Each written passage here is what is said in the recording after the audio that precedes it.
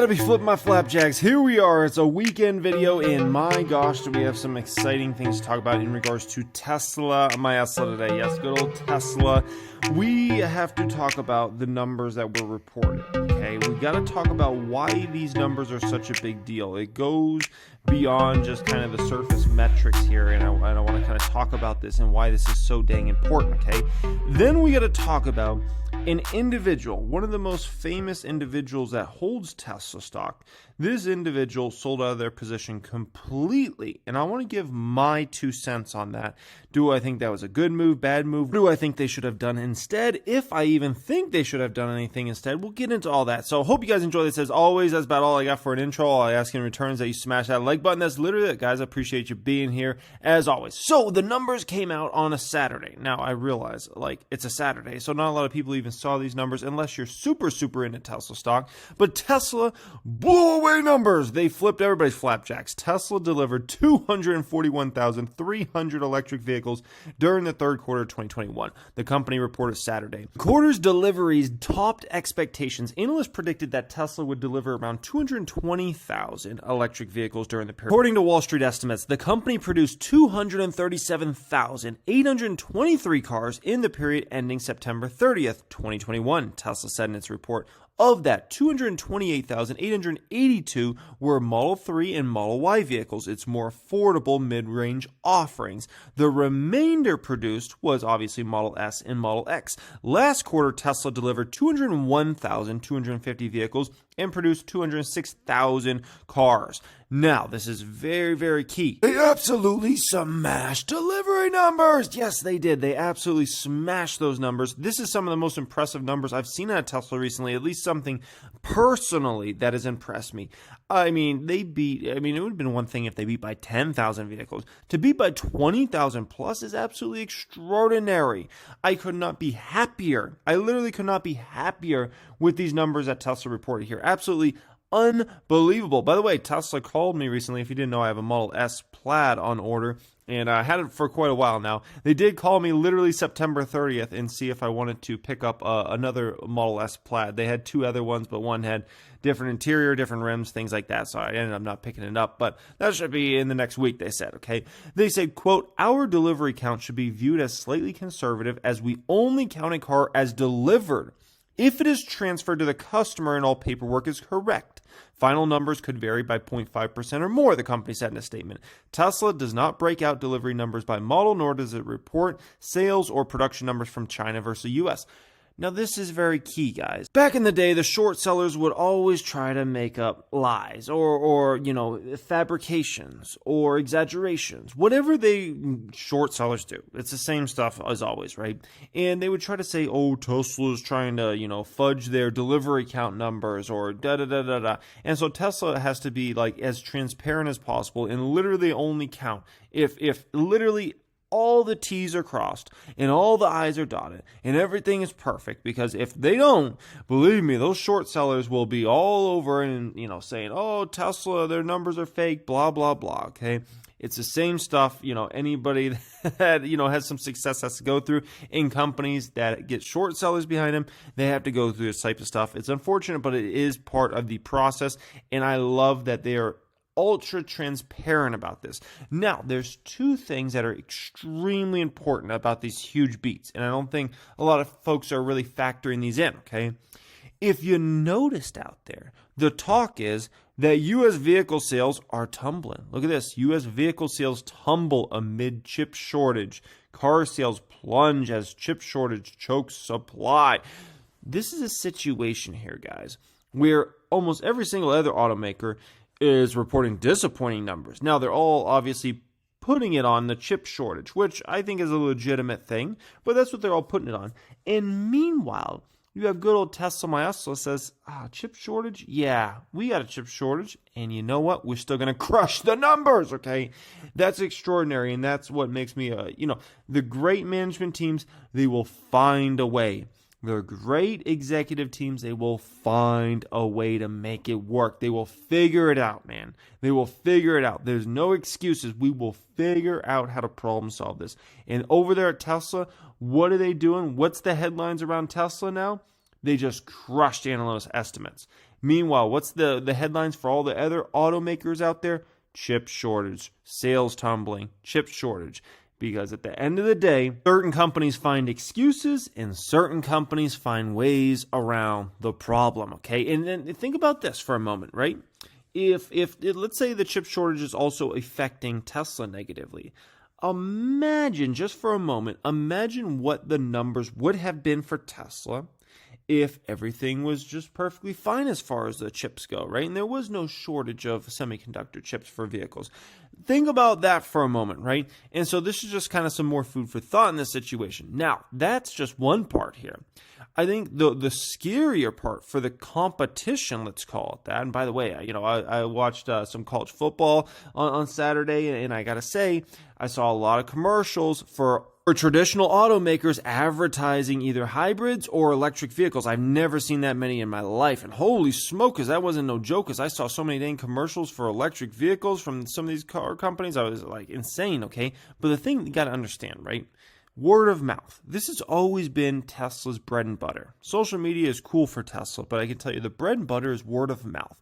People talking about Tesla and people talking about their experience with Tesla, because the far majority of Tesla owners love their Tesla. They love their Tesla so dang much that they will tell every single person about the Tesla, okay? It's like a huge, if you ever known somebody that owns a Tesla, believe me, you've experienced this, right? And the word of mouth is crazy. And it's like, I got to take you for a drive in the Tesla. And people are like, yeah, I can't wait to go for this drive, right? And, it's a car going to drive itself. Oh, how fast is this thing? It's like the word of mouth is crazy. And so as these numbers get bigger and bigger and bigger for Tesla, when you see them just crush, these numbers like this and beat by 20,000, you got to understand, now there's 20,000 more people to go out there than expected, to go out there and now say how much they love their Teslas. Because like I said, the customer sat around Tesla cars is insanely high. So now there's an extra 20,000 plus people just in this little period here that are going to be telling their friends and their family about how awesome their dang Tesla is. And the word of mouth spreads more and more. And it has this compounding effect where, the bigger the numbers get, the more, if all of a sudden Tesla's doing 1 million cars a quarter, right? All of a sudden now they got 1 million new people to tell everybody around them, like, how amazing this Tesla is. Now, eventually Tesla is going to get to a stage where it's so big, right? And the numbers are so insane that it's not really so impressive, the word of mouth, because it's just going to be like commonplace, like a big deal. Like, I have a Tesla, my brother has a Tesla, my sister has a Tesla, my mom has like everybody has a Tesla, right? It's not a big deal. It's kind of like Apple nowadays, right? Apple back in the day used to get a lot of word of mouth. Now it's like, who even talks about their iPhone anymore? Because everybody's got an iPhone. Like, if you live in the United States, like 90+% of the people around me have iPhones, so it's not a big deal. So word of mouth doesn't really matter for Apple anymore. But for a company like Tesla, the bigger they get, the more these numbers compound until they get so dang big that it just doesn't matter anymore because everybody's already got Teslas. But this is something I don't even think is on the automaker's radar. And I think this is ultimately the biggest risk for every single company that's trying to even compete with Tesla, right? Now let's talk about the individual, very famous individual that sold out of Tesla stock. This is one of the most famous individuals that was a holder of Tesla stocks, right? And this was covered on the Hungry Bowl. I believe the team covered it on Thursday. Yes, Mr. Chamath. And boy, do I have some stuff to share with you guys here, okay? Chamath recently announced that he dumped his entire Tesla position to pursue new investment opportunities. While speaking at CNBC's Delivering Alpha conference, Chamath, let's call him that, I can never pronounce his last name right, revealed he sold his stake in the company in the last year or so. Now, first off, in the last year or so, we don't know exactly when that was. Was that like exactly 12 months ago, 9 months ago, 6 months ago, like 18 months ago? We don't know exactly, but he says he sold his stake in the company in the last year or so. Although he's still bullish on Tesla, well, wait a minute. How can you say you're bullish on the company if you have no stake in the company anymore? But anyways, he says he's still bullish on Tesla. The chance to book a near 2,000% profit was too good to pass up. He says, quote, I don't have an infinite pool of capital, so when I have these ideas, the money has to come from somewhere. He did admit he underestimated how big the EV market could be, but stated Tesla will be, quote, be very busy just being the best-in-class EV company. All right, so Chamath. And by the way, if you're wondering where supposedly he put a bunch of that money, he put it into Bitcoin now. I'm not even going to go down that rabbit hole. No. Not tricking me into going down that rabbit hole, okay? I'm not going to talk about that part. Let me stick up for Chamath for a moment here, and let me come out Chamath here for just a moment, okay? So sticking up for Chamath, yes, I can understand, you got to have your money in where you think are the best stocks or the best positions possible, right? Because, yes, everybody has an infinite amount of money they manage. You might be watching this video right now and you got $50,000 in your account. So you have $50,000 to play with, right? You might be watching this video and you have $1 million in your stock account, so you have $1 million to play with. Some hedge fund manager might be watching this video right now and they have $1 billion to play with. Meanwhile, some other hedge fund manager might be watching this and they got $10 billion to play with, right? Everybody's at different levels, but everybody, it is factual, they have an infinite to play with, right? And so they've got to put their money in the best positions possible where they think they have the best risk reward, right?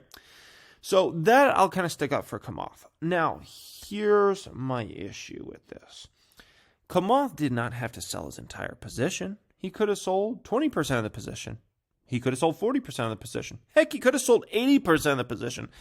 But why did you have to sell it all?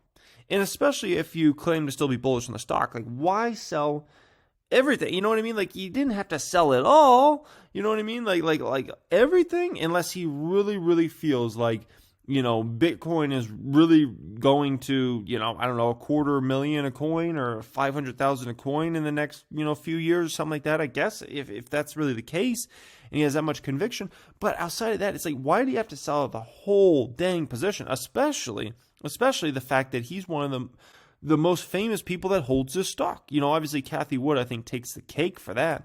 But after that, Chamath is right up there. Like his CNBC interviews do crazy views on YouTube when he would talk about Tesla and whatnot. So very famous individual that holds a Tesla stock inside the stock market community, and to sell out completely is a little bit like, wow, he really did that.